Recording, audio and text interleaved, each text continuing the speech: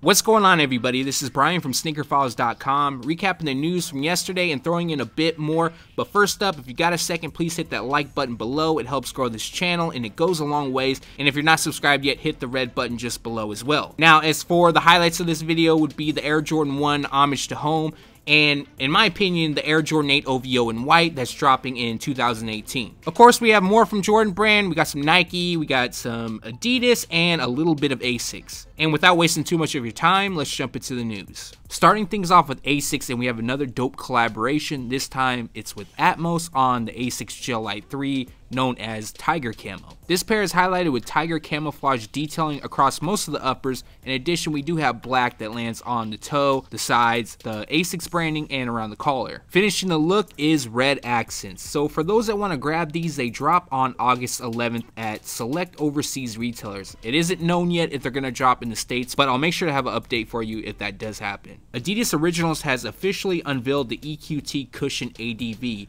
and the 3 colorways shown is actually a part of the regional pack. Like mentioned before, North America will feature sub green, Europe comes in classic blue, and the Asia edition will feature scarlet red. As for the release details, they drop on August 12th for $160. Now, North America obviously will be available in North America, Asia in Asia, and Europe in Europe. The Alexander Wang Adidas Hike Low first released in New York City on July 29th. However, if you weren't able to attend the event or pick the shoes up, they will release globally on August 5th. So we have 2 color options. One comes with volts across the uppers and the other pair is done in bright crimson. In addition, the 2 will feature perforated 3 stripes branding across the sides, a boost midsole, black leather around the heel, and a jagged hiking threaded outsole. Like mentioned, the release date is August 5th and retail price will be $230. Champ Sports and Adidas Originals is collaborating on an exclusive pack which features the Adidas NMD R1 and the Adidas EQT ADV support. The Adidas NMD R1 features chalk white across the uppers, and we also have a white boost midsole and olive accents. The EQT ADV support pretty much flips the theme, but we don't have boost of course, and it comes with olive across the uppers and then white on the midsole and outsole. So if you're interested in grabbing the 2, only available at Champ Sports retailers on August 3rd for $130. Reigning Champ has had some pretty solid collaborations with Adidas Originals, and they're teaming up again for the Reigning Champ Adidas Athletics partnership. 2 models are a part of this collection, which includes the Adidas Pure Boost and the Adidas AlphaBounce. The circular knit speckled gray Pure Boost features a leather sock liner and heel inserts, while the light gray AlphaBounce features a leather sock liner and eye stays, and space-dyed engineered mesh. The 2 will be available at select Adidas Originals retailers on August 4th. Retail price for the Pure Boost is $180, while the AlphaBounce will cost you $140. On to Nike, and not long ago, I gave you a preview of the Nike Air Shake NDestrukt Cool Gray. Now we have the official images, which gives us a closer look. And as you can see, Cool Gray covers the uppers, which features a combination of smooth and tumbled leather. We also have white, which lands on the Nike swoosh, the back heel branding, as well as the midsole and outsole. As for the release date, we don't have one. They're expected to drop soon, and retail price will be $140. Not long ago, Nike added the PG1 to the ID system, allowing everyone to customize them, and now they added a new option known as Floral Print. As for the examples shown, they feature obviously flowers across the base, we have black mesh, a white midsole, and gum outsole. But you can also customize them to feature either cream or black across the uppers, metallic silver or gold on the Nike swoosh, speckled detailing on the midsole, or you could just have it blank like shown. Last but not least, either gum or a translucent outsole. For those that want to customize their own pair, they are available now at NikeID.com, and the retail price is $140. Dropping in about a month is the Nike SB Dunk High Elite Black Iridescent. The pair shown features black pretty much all across the uppers. We do have iridescent detailing seen, as well as patent leather on the panels with a unique graphic. It kind of looks like a flower, but I'm not really sure what the deal is on that. In addition, we have iridescent on the eyelets as well as the lace tips, white on the midsole, and a translucent outsole. As for the release date, we don't have one. They're expected to drop sometime during September, but the retail price will be $110.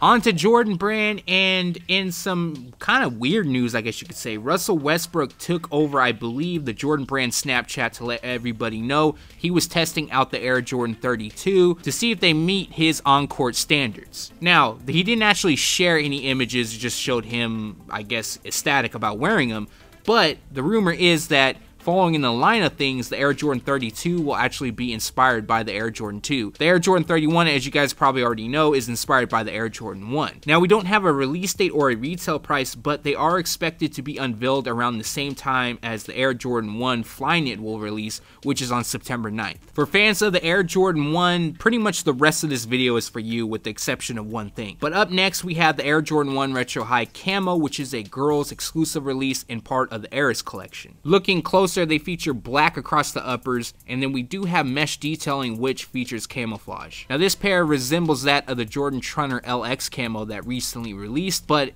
obviously using a different color theme.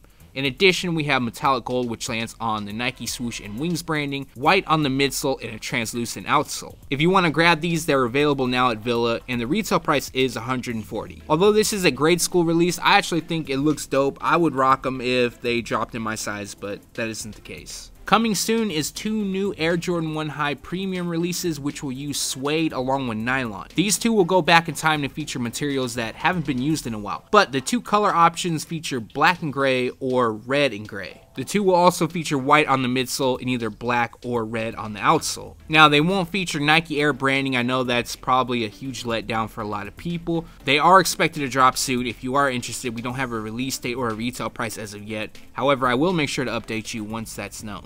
Just a quick update on the Air Jordan 1 Retro High OG Premium Essentials Pack. They were expected to drop at select Jordan brand retailers, and they actually did drop on Nike.com if you don't know. So there will be links in the description below if you want to check them out. And currently there's a full-size run available on the triple black pair and the cell pair. Now, as far as retail stores getting them, I'm not really sure, so if you want to grab them in person, I couldn't tell you as of yet. But if you want to grab them, Nike.com in the States has them now. We now have a detailed look at the Air Jordan 1 Flyknit Banned, aka Bread. And I've said probably 100 times by now that I'm not a fan of the Flyknit because it looks loose.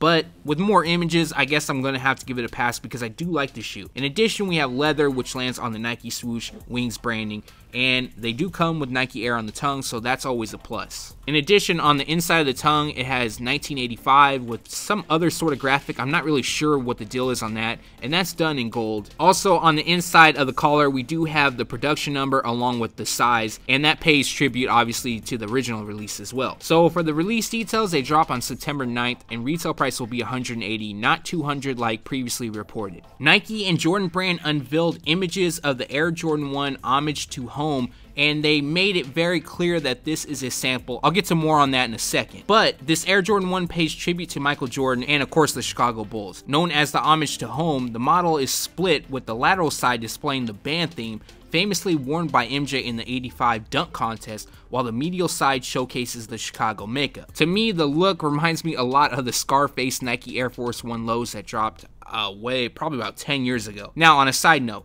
they did emphasize this is a sample. They didn't say if it's going to release or it's not going to release. Now, when they unveiled the Air Jordan 5 Fab 5, they made it very clear that they weren't going to release those to the public. Now, in my opinion, will these drop? I don't know. I would like to see them drop. I actually think these are dope, and I think it's just something different. And it's possible they're just trying to gauge the market to see if they should release them or not. Leave a comment below. Let me know, do you think Jordan Brand should release these or just leave it as a sample? For this next bit of info, I got to give a big shout out to Soul Heat on Feet. He's always providing the latest info, and he's tagging me in it, and tagging SneakerFiles, of course. And if you're not following him, there's a link in the description below to his Twitter account so you could be in on the updates as well. With that being said, he did leak information that the Air Jordan 8 OVO in white will release during January of 2018. The release could be pushed forward or back. You guys already know the drill. And in my opinion, it's possible that we'll see him released in February around All-Star Weekend, just to stay in the theme of things. Now, the pair shown is a Friends and Family edition, so again, they might look like this or they might change. But according to the color description, they're going to feature white, metallic gold, varsity red, and blur. I don't know what the hell blur is, but I guess we'll find out soon. So on the surface, it looks like it's pretty much all white and metallic gold, but we do have some red accents, and that lands on the Jumpman branding, which hits the tongue and the sole. Now, like I did mention, this is a friends and family edition, so on the inside of the strap, it does say 6 years, and I believe that was in celebration of the OVO Fest in Toronto, but I'm not 100% positive on that, so it's possible that won't be seen on the retail release. The last touch is the OVO owl on the back heel pull tab. I mentioned January 2018 is the expected release time frame for now, but like mentioned also, could be pushed forward or back, and the retail price will be $225. To me, these look a lot like the Air Jordan 8, the champagne, but overall, I think these are pretty dope. I'll probably try to cop them, but you guys already know the drill. These are going to be limited. And that recaps the news. Like always, we post it first on SneakerFiles.com, and then we take it to YouTube. From this video, what I'm feeling is the Atmos Asics Gel Lyte 3 Tiger Camo. I think that looks dope, but probably won't be able to cop them because it appears to be an overseas exclusive, and if they do drop in the States, they'll probably be somewhat limited. I also like the Air Jordan 1 Flyknit Banned. I've said that a few times. The Air Jordan 1 Homage to Home, damn, I hope those release. I actually think that's really dope, and it obviously combines two classics, just like the top 3, but that had 3, and I had to get those. Although a lot of people hated on those, it seems like the resale price has skyrocketed on them. They were going for like, what, 180, 190, and now they're like 250 and up, maybe close to 300 now. I don't know what it is. It's not even about resale prices, but I just find it funny that a lot of people are bashing them at one point, and now they're going for some good money.